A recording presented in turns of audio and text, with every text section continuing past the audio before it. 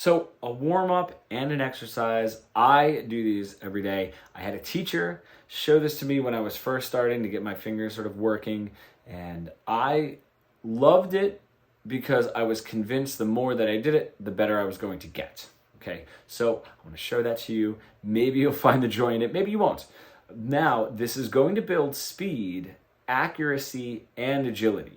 Okay, but it's also going to be a warm-up. So how we're going to do it is playing as quietly as we possibly can, all right? And playing as close as we can with the picking hand, and then not going all the way out here and not squeezing too hard here. A lot of times we're coming in a little bit too loud. It's a very common thing. When we pick up the guitar, we're just great for a solo. Right? If I want to get that real meaty sort of sound out of it.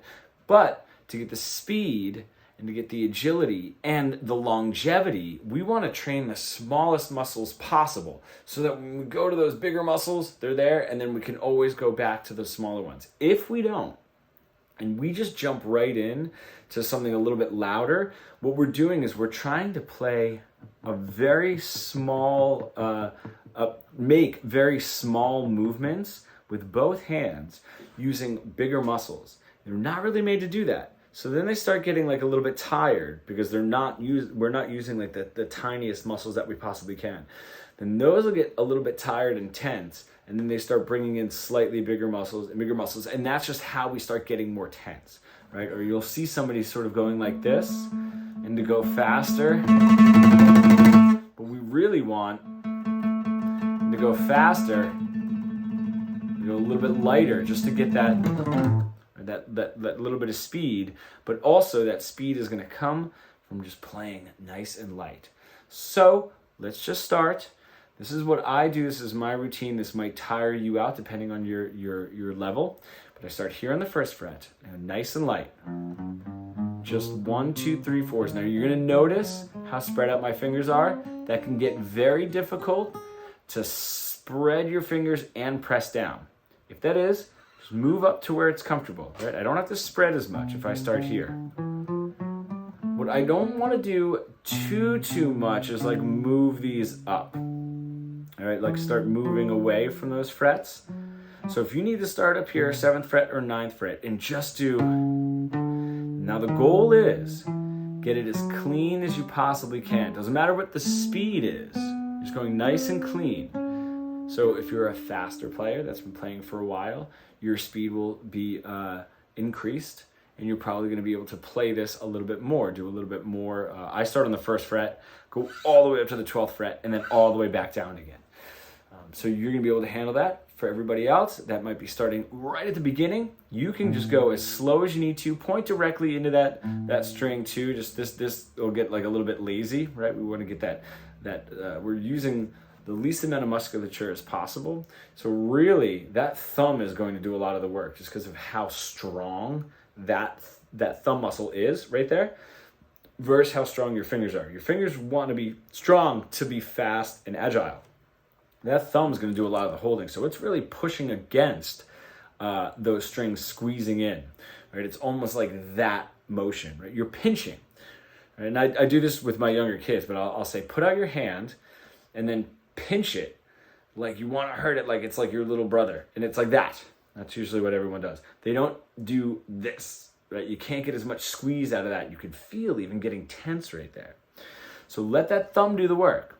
Thumb on the back, usually right behind your 2nd finger, and you're just doing, doesn't matter what the speed is, alternate picking, right?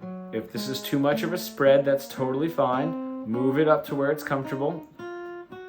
Just make sure each note is clean, none of that, and then go back down. 4, 3, 2, 1. So you're just going 1, 2, 3, 4, 4, 3, 2, 1. Notice what this hand is doing. Is it alternating? Down, up, down, up. Now that's great. Then you move up to the 2nd fret, do the same thing, and then the 3rd fret. Go as high as you can, and then back down. Right? Take a break. If you start getting tense, that means you're working the muscles, which is great. Don't, if you get any pain in your wrist or anything, make sure you stop. If you do get that pain in your wrist right here, spread and squeeze, spread and squeeze, but don't let that pain sit for too long, okay? What's happening is we're tensing. Now I can tense right here without bending.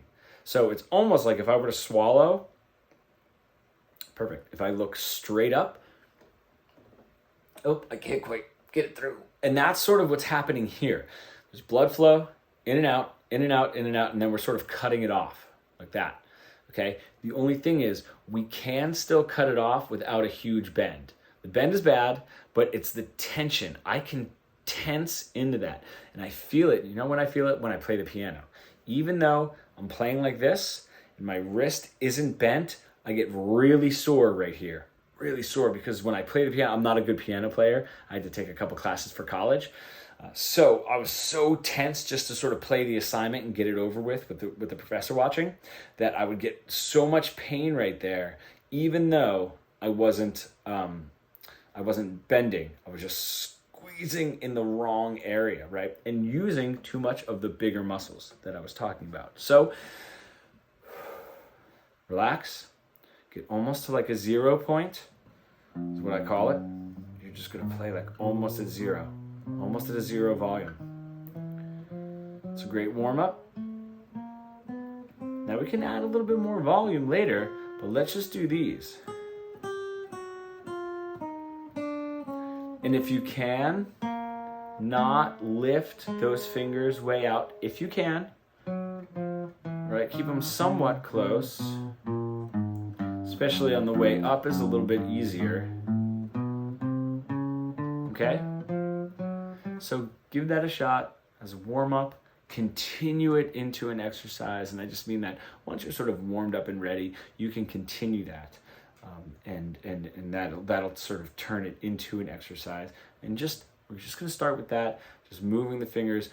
For some of the more advanced players, people that have been playing for a little bit longer, go ahead and add some speed to it with a metronome, so you're not